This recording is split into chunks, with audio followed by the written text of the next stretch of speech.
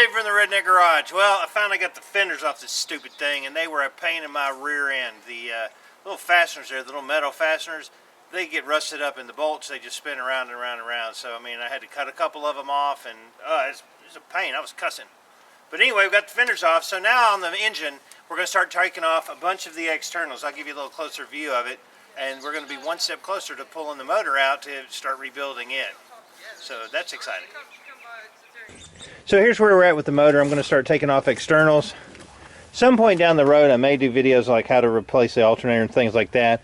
But for right now, we're just trying to get everything off the motor that we can to get that stupid block out of there.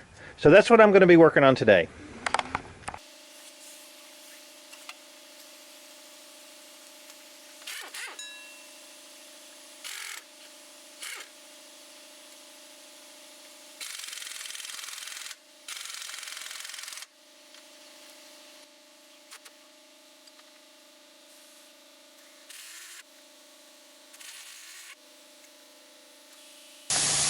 Okay, so far so good. Not many problems. We got one bolt broke off right there, so we're going to have to get that out, take a torch to it. There's enough to come off, so that's good.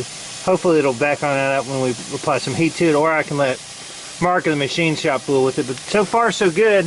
That's the only issues that we've run into so far. Okay, I wanted to give you just a couple tips as I'm going along here. We're down to about the intake, got the connectors attached, but as you're going through, it's always a good idea to take a piece of tape and just write temperature, T-stat like there, or power steering pump, right? It's always a good deal to label those, because as you're putting the wiring harness back in, sometimes it's confusing on which ones they are. Also, like these on the intake that are color-coded, I don't necessarily mark those as much as I do. I take a picture before I take them apart, so when I start putting them back together I can just refer to that picture. So I kind of do a little of both as far as like indexing as I'm taking something apart. I also, on like some of your engine components, say like this bracket, you can see on the back side of those bolts, I put the bolts back in and put a little piece of masking tape on it. Same thing with the alternator and the other parts.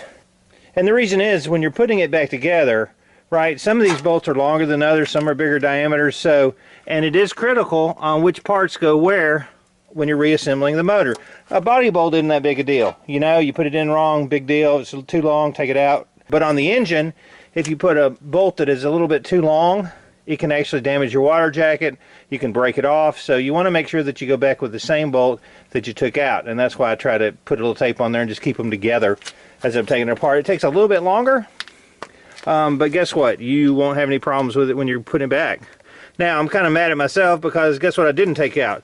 The dipstick. So now I get to buy a new dipstick for the engine because I broke it off reaching across there. How smart am I?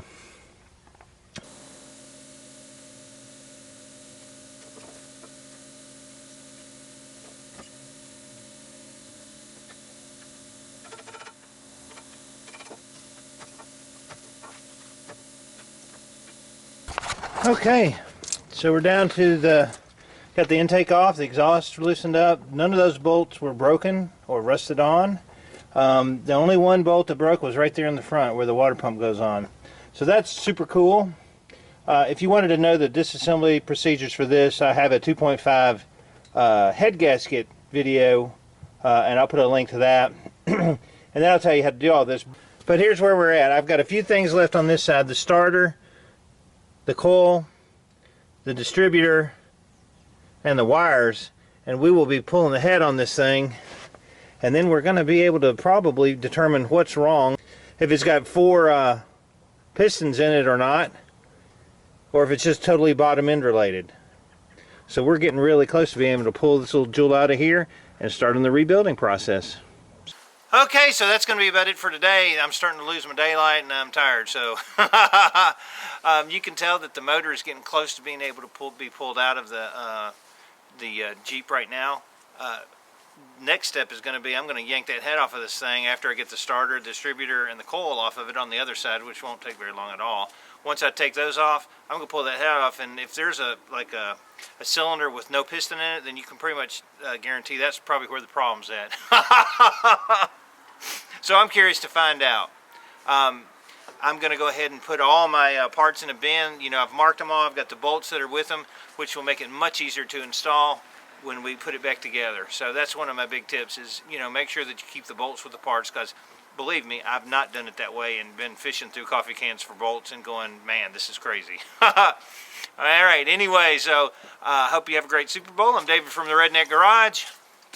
Keep turning wrenches.